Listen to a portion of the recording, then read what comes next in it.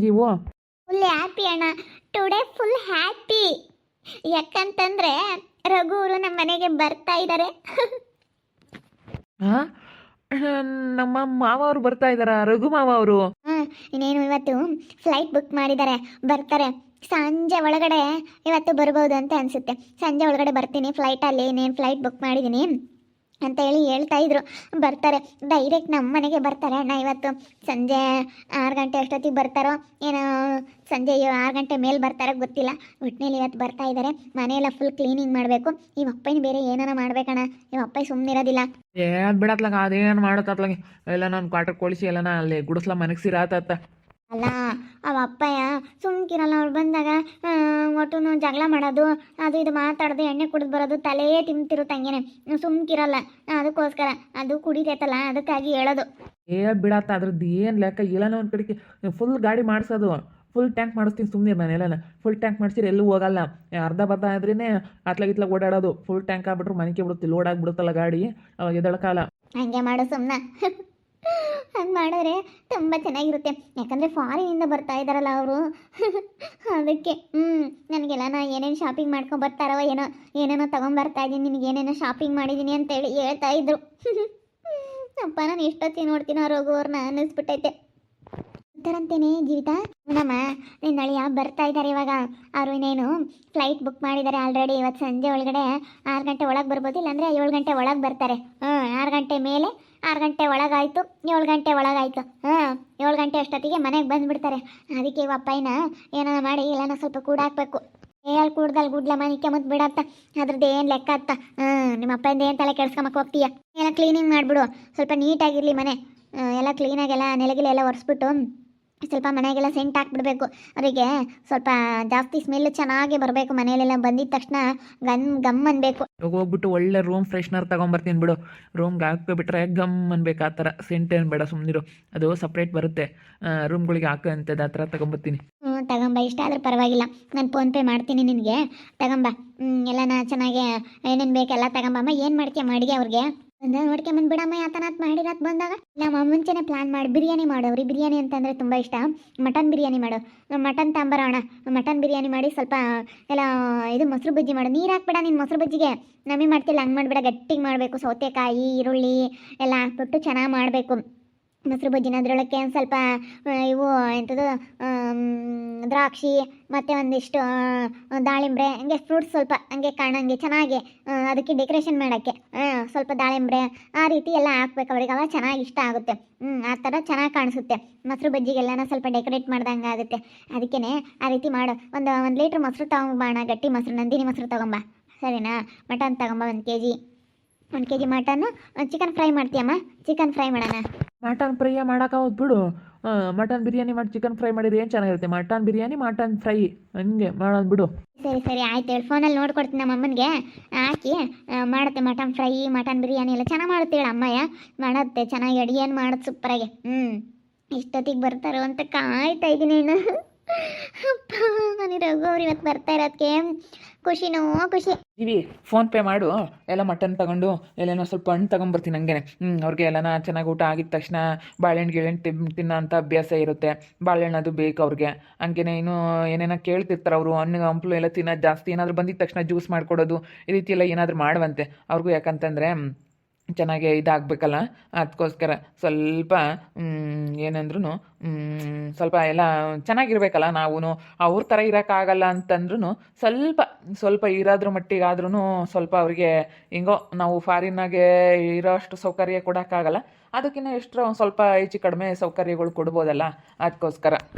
ಕಣಪ್ಪ ಅವ್ರನ್ನ ಚೆನ್ನಾಗಿ ನೋಡ್ಕೋಬೇಕು ಬಂದಾರನ್ನ. ಯಾಕಂದ್ರೆ ಪಾರಿನ ನೋಡ್ಕೊಂಡು ನಮ್ಗೆ ಹುಡ್ಕೊಂಡು ಹೋದ್ರೂ ಸಿಗ್ತಿರ್ಲಿಲ್ಲ. ಎಲ್ಲ ನಮ್ಮ ಸೇಬೆಹಣ್ಣು ಎಲ್ಲ ತಾಂಬರಪ್ಪ. ಎಲ್ಲ ಸೇಬೆಹಣ್ಣು, ಕಿತ್ಲೆಹಣ್ಣು, ಬಾಳೆಹಣ್ಣು, ಪುಟ್ಬಾಳೆಹಣ್ಣು ತಾಂಬ. ಕತೆ ಬಾಳೆಹಣ್ಣು ತಿನ್ವಲ್ಲ ಅವರು, ಪುಟ್ಬಾಳೆಹಣ್ಣು ತಾಂಬ. ಎಲ್ಲ ಸಂತೋಷವಾಗಿ ಹಿಂಗೆ ಮಾತಾಡ್ತಾ ಇದ್ದೀರಾ? ಏನಿಲ್ಲ ಅಕ್ಕ, ನಮ್ಮ ಮನೆಗೆ ಇವತ್ತು ನಮ್ಮ ತಂಗಿ ಹುಡುಗ ಬರ್ತಾ ಇದ್ದಾರೆ. ಫಾರಿನಲ್ಲಿದ್ರಲ್ಲ ಅವರು, ಫಾರಿನರು, ಅವ್ರು ಬರ್ತಾ ಇದ್ದಾರೆ. ಹೌದೇನು? ಏನು ಜೀವಿತ ಅಬ್ಬಾ ಇವತ್ತು ನಿಮ್ಮ ಹುಡುಗ ಬರ್ತಾ ಇದ್ದಾನೆ ಅಂತ ಹಂಗಾದ್ರೆ ಫುಲ್ ಹ್ಯಾಪಿ, ಫುಲ್ ಖುಷಿಯಾಗಿದೆಯಾ ಅಂತ ಅನಿಸುತ್ತೆ. ಅವನಕ್ಕ ಎಷ್ಟೊತ್ತಿಗೆ ನೋಡ್ತೀನೋ ನಮ್ಮ ಹುಡುಗನ ಅನ್ನಿಸ್ಬಿಟ್ಟಿದೆ. ನಾನಂತೂ ನೋಡೇ ಇಲ್ಲ, ಫಸ್ಟ್ ಟೈಮ್ ನೋಡ್ತಾ ಇರೋದಲ್ಲ. ವೆಯ್ಟ್ ಮಾಡ್ತಾ ಇದ್ದೀನಿ ಅವಾಗಿಂದ, ಕಾಲ್ ಮೇಲೆ ಕಾಲ್ ಮಾಡ್ತಾ ಇದ್ದೀನಿ. ಬರ್ತೀನಿ ಫ್ಲೈಟ್ ಬುಕ್ ಮಾಡಿದ್ದಾರೆ, ಬರ್ತಾರೆ ಅಕ್ಕ. ಬರ್ತಾರೆ. ಫಾರಿನ್ ಹುಡುಗ ಅಂದ್ರೆ ಏನಾಯ್ತು ನೋಡಮ್ಮ ಮರಮಂಟಿ, ಇಡೀ ಊರಾಗೇನೆ ಯಾರು ಫಾರಿನ್ ಹುಡುಗಂಗೆ ಹೆಣ್ಣು ಕೊಟ್ಟಿಲ್ಲ. ಆ ಗಗನಂಗೆ ಕೊಟ್ಟಿರೋ ಅಂಥವ್ರು ಏನು ಅಷ್ಟಕ್ಕಷ್ಟೇನೆ. ನಿನ್ನ ಮಗಳೇ ಇವಾಗ ಗ್ರೇಟು. ನಮ್ಮೂರಲ್ಲಿ ಯಾರೂ ಬೆಂಗಳೂರಾಗಿರೋ ಅಂಥ ಹುಡುಗನಿಗೆ ಹೆಣ್ಣು ಕೊಟ್ಟಿಲ್ಲ, ಬರೀ ಹಳ್ಳಿಲಿರೋ ಅಂಥವ್ರಿಗೆ ಕೊಟ್ಟಿದ್ದಾರೆ. ನಾನೇ ಇಡೀ ಊರಾಗೆ ನಮ್ಮೂರಲ್ಲಿ ಹೆಣ್ಮಗಳಲ್ಲಿ ನಂಬರ್ 1 ಅಂತಂದ್ರೆ ಇವಾಗ ನಾನೇ. ಫಾರಿನ್ ಹುಡುಗನ ಮದುವೆ ಆಗ್ತಾ ಇರೋಣ ಅಂದರೆ ನಾನೇನೆ. ಏನೋ ಕೆಲಸದಾಗ ಅಲ್ಪ ಸ್ವಲ್ಪ ಸಣ್ಣ ಪುಟ್ಟ ಕೆಲಸದಾಗಿರೋರ್ನು ಮದುವೆ ಆಗಿದ್ದಾರೆ. ಆದರೆ ಇವರು ಇಂಜಿನಿಯರು, ಫಾರಿನ್ ಇಂಜಿನಿಯರ್. ಇವರು ಇಂಜಿನಿಯರ್ ಕೆಲಸ ಮಾಡ್ತಾ ಇದ್ದಾರೆ, ಫಾರಿನಲ್ಲಿ ಇರ್ತಾರಲ್ಲ, ಅದಕ್ಕೋಸ್ಕರ ಫಾರಿನಿಂದ ಬರ್ತಾ ಇರೋದು ಇವಾಗ. ಯಾರೂ ಇಲ್ಲ ಇಡೀ ಊರಾಗೇನೆ ಫಾರಿನ್ ಹುಡುಗನ ಮದುವೆ ಆಗಿರೋ ಅಂಥವ್ರು ಯಾರೂ ಇಲ್ಲ.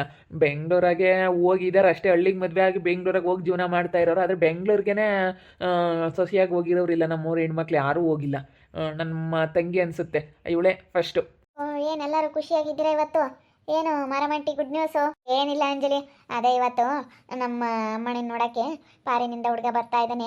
ಅವಳು ಇಷ್ಟಪಟ್ಟಿದ್ಲಲ್ಲ, ಆ ಹುಡುಗ ಬರ್ತಾ ಇದ್ದಾನೆ ಇವತ್ತು. ಅದಕ್ಕೆ ಅದೇ ಸುದ್ದಿ ಮಾತಾಡ್ತಾ ಇದ್ವಿ. ಎಷ್ಟು ಬೇಗ ಬರ್ತಾನೋ, ಎಷ್ಟೊತ್ತಿಗೆ ನೋಡ್ತಾಳೋ ಅಂತೇಳಿ ಅದನ್ನೇ ಮಾತಾಡ್ತಿದ್ವಿ. ನೋಡಮ್ಮ, ಒಳ್ಳೆ ಹುಡುಗನ ಅರಸ್ಕೊಬಿಟ್ಟಾಳು ಬಿಡು ನಿಮ್ಮ ಅಮ್ಮನಿ. ಇನ್ನು ನಿನ್ನ ಮಗ ನನ್ನ ಮದುವೆ ಆಗ್ಬಿಟ್ರೆ ಯಾವುದೂ ಇರಲ್ಲ. ಅದು ಆಗುತ್ತೆ ಬಿಡಕ್ಕ, ಅದು ನಮ್ಮ ಅತ್ತೆ ಮಗಳೇ. ಅವಳು ಮದುವೆ ಆಗ್ತೀನಿ ಅಂತ ಒಪ್ಕೊಂಡವಳೆ. ನಾನು ನನ್ನ ತಂಗಿನ ಮದುವೆ ಮಾಡಿ ಆಮೇಲೆ ಆಗಬೇಕು ಅಂತ ನಾನು ಕಾಯ್ತಾ ಇದ್ದೀನಿ ಅಷ್ಟೇ. ಇವಳ್ದಾಗ್ಬಿಟ್ರೆ ಆಮೇಲೆ ನಂದೇನು ತಡ ಹಿಡಿಯೋದಿಲ್ಲ. ಬೇಗ ಬೇಗ ಆದಷ್ಟು ಬೇಗ ಎಲ್ಲ ಆಗ್ಬಿಡುತ್ತೆ. ಏನು ನನಗೇನೇನು ಯಾವುದಕ್ಕೇನು ಕಡಿಮೆ ಇಲ್ಲ. ಇವಾಗ ಹುಡುಗಿನೂ ಸಿಕ್ಕವಳೆ, ಎಲ್ಲ ಆಗೈತೆ. ನನ್ನ ತಂಗಿ ಮದುವೆ ಮಾಡಿದ್ರೆ ಒಳ್ಳೆ ಫಾರಿನ್ಗೆ ಹೋಗ್ತಾಳೆ, ಫಾರಿನಲ್ಲಿ ಸೆಟ್ಲ್ ಆಗ್ಬಿಡ್ತಾಳೆ ನನ್ನ ತಂಗಿ. ಆರಾಮಾಗಿ ಇದ್ಬಿಡ್ತೀವಿ. ಬಿಡು, ನಿಜವಾಗ್ಲೂ ಗ್ರೇಟ್. ಅಲ್ಲ ಕಣೋ, ಅವಳು ಗಗನೊಂದೇನೋ ಜಗಳ ಅಂತೇಳಿ ಹೇಳ್ತಿದ್ರು.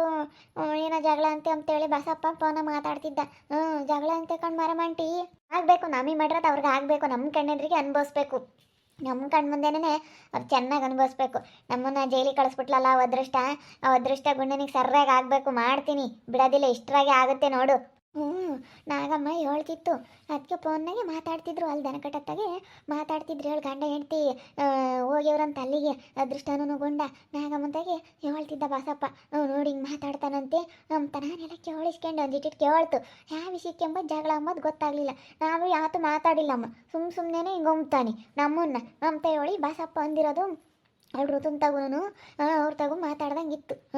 ಅದನ್ನೆಲ್ಲ ಮಾತಾಡ್ತಿದ್ರು. ಅದು ನನಗೆ ಕೇಳಿಸ್ತು. ಕಣೆ ಏನೋ ಗುದ್ದಾಡ್ಯವ್ರಂತೆ. ಆಗಬೇಕು, ನಮ್ಮ ಕಣ್ಣೆ ನಮ್ಮನ್ನೊಂದರೆ ಯಾರು ಉದ್ಧಾರ ಆಗಲ್ಲ ಕಣೆ. ನಮ್ಮನ್ನೊಂದಾರು ಅನುಭವಿಸ್ತಾರೆ, ಯಾರು ಉದ್ಧಾರ ಆಗಲ್ಲ. ಮತ್ತೆ ನಾನು ಹಂಗೆ ಅವಳ್ದು ಏನೋ ಒಂದಿಟ್ಟು ಆಗ್ಲಪ್ಪ, ಅವ್ರ ಮನೆಗೆಲ್ಲ ಸರಿಯಾಗಿರೋದಕ್ಕೆ ಬೋಲ್ ಮೆರಿತಾರೆ ಅನ್ಕೊಂತಿದ್ದೆ. ಹಂಗೆ ಆಗ್ಬೇಕು. ಇವಳು ಜಾನಕಿ, ಇವಳು ಅವಳೇನೆ. ಅವ್ರ ಅಮ್ಮ ಅಲ್ಲೇ ಬಂದವಳು. ಇನ್ನೇನು ನೋಡಮ್ಮ, 6 ತಿಂಗಳಾಗ 7 ತಿಂಗಳಾಗೈತೆ, ಅಲ್ಲೇ ಬಂದವಳು ಅವ್ರ ಅಮ್ಮ. ಅಬ್ಬ ಬೋಲ್ ಸೀಮೆಗಿಲ್ದಳು. ಸೀಮೆಗಿಲ್ಲದ ಬಸ್ರಿ ಅಮ್ಮಗೆ ಅಲ್ಲೇ ಅವ್ರ ಅಮ್ಮ ಬಂದಳು. ಅವ್ರ ಅಮ್ಮ ಏನೋರಪ್ಪ ಇಲ್ಲೇ ಇರ್ತಾವಂತಿ. ಇಲ್ಲೇ ಬಂದಿರ್ತಾವಂತಿ. ಅದಕ್ಕೇನೆ ಇಲ್ಲೇ ಬಂದಿರ್ತೀವಿ ಅಂತ ಹೇಳಿ ಹೇಳ್ತಿದ್ರು. ಬಂದು ಇಲ್ಲೇ ಇದ್ದಾವೆ, ಇಲ್ಲೇ ಬಂದು ಸೇರ್ಕೊಂಡಾವೆ. ಇವನು ಹೊಲ ಸಿಗುತ್ತೆ ಅಂತ ಸುಮ್ಕಾಗಿ 10 ಎಕರೆ ಹೊಲ ಐತಂತೆ, ಸಿಗುತ್ತೆ ಅಂತ ಸುಮ್ಮನಾಗ್ಯವ್ರು. ಬಿಡಾಕತ್ಲಾಗೆ ಅವ್ರದ್ದೆಲ್ಲ ನಮ್ಮ ಮುಂದೆ. ಈಗ ನೀವು ಫಾರಿನ್ ಹುಡುಗ, ನಮ್ಮ ಮನೆಯವರು ಒಂದು ತಿಂಗಳು ಸ್ಯಾಲ್ರಿ ತಗೊಳ್ತಾರಲ್ಲ, ಅವ್ರದ್ದೆಲ್ಲ ಜಿಜಿಬಿ ಅದೆಲ್ಲನ. ನಮ್ಮ ಮನೆಯವ್ರು ಒಂದು ತಿಂಗಳು ಸ್ಯಾಲ್ರಿ ತಗೊಳ್ತಾರಲ್ಲ, ಅದಕ್ಕತ್ತಲ್ಲ ಅದೆಲ್ಲ ಜಿಜಿಬಿ ಕಣಕ್ಕ. ಅಯ್ಯೋ, ನನಗೆ ಎಷ್ಟೊಂದು ಬ್ರ್ಯಾಂಡೆಡ್ ಬಟ್ಟೆಗಳೆಲ್ಲ ಪಾರ್ಸಲ್ ಮಾಡಿದ್ದಾರೆ, ಬುಕ್ ಮಾಡಿದ್ದಾರೆ. ಎಲ್ಲ ನಾವು ಹಾಕೋ ಬ್ರ್ಯಾಂಡೆಡ್ ಬಟ್ಟೆಗಳೆಲ್ಲ ಅವ್ರು ಬುಕ್ ಮಾಡಿಕೊಟ್ಟಿರೋದೇನೆ, ಅವ್ರು ಮಾಡಿಕೊಟ್ಟಿರೋದೇನೆ. ಅದಕ್ಕೇನೆ ಈಗ ಅವರು ಇಷ್ಟೊತ್ತಿಗೆ ಬರ್ತಾರಂತ ವೆಯ್ಟ್ ಮಾಡ್ತಾ ಇದ್ದೀವಿ. ಫಾರಿನಿಂದ ಇವತ್ತು ನಮ್ಮ ಹುಡುಗ ಬರ್ತಾ ಇದ್ದಾನೆ. ಫಸ್ಟ್ ಟೈಮ್ ನೋಡ್ತಾ ಇದ್ದೀನಿ. ನೋಡಿಲ್ಲ, ಮಾತಾಡಿಲ್ಲ. ಯಾವತ್ತು ಡೈರೆಕ್ಟಾಗಿ ಫೋನಲ್ಲಿ ಮಾತಾಡಿರೋದು ಅಷ್ಟೇ. ಫೋನಲ್ಲಿ ನಾನು ಮಾತಾಡಿಕೊಂಡು ಟೈಮ್ ಪಾಸ್ ಮಾಡಿರೋದು ಅಷ್ಟೇ. ಯಾವತ್ತು ಡೈರೆಕ್ಟಾಗಿ ಮೀಟ್ ಮಾಡಿಲ್ಲ, ಏನಿಲ್ಲ. ಇವತ್ತು ಬರ್ತಾ ಇದ್ದಾರೆ. ನಾನು ಫೋಟೋನೂ ನೋಡಿಲ್ಲ. ಫೋಟೋ ಕಳಿಸ್ರಿ ಅಂದ್ರೂ ಫೋಟೋನೇ ಕಳಿಸಿಲ್ಲ. ಡೈರೆಕ್ಟಾಗಿ ಒಂದೇ ಟೈಮ್ ನೀವು ನೋಡಿರಿ ಅಂತ ಫೋಟೋನೂ ಸೆಂಡ್ ಮಾಡಿಲ್ಲ ಅವರು.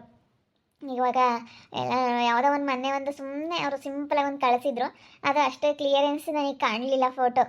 ಅದಕ್ಕೆ ಇವತ್ತು ಬರ್ತಾ ಇದ್ರೆ ಇವತ್ತು ನೋಡ್ಬೇಕು ನಮ್ಮ ಮನೆಯವ್ರನ್ನ.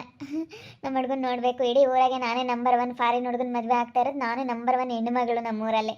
ಇಡೀ ಊರಿಗೆ ನಂಬರ್ 1. ಊರಿಗೆ ಒಬ್ಬಳೇ ನಾನೇ ಪದ್ಮಾವತಿ ಅನ್ನೋ ಹಾಗೆ ನಾನೇ ಇಡೀ ಊರಿಗೆ ನಂಬರ್ 1 ಫಾರಿನ್ ಹುಡುಗನ ಮದುವೆ ಆಗ್ತಾ ಇರೋಳು. ನೋಡ್ತಾ ಇರಿ, ನನ್ನ ಆಗ್ಬೋದಂತ ಮುಂದಿನ ಭಾಗದಲ್ಲಿ ನೋಡ್ತಾ ಇರಿ.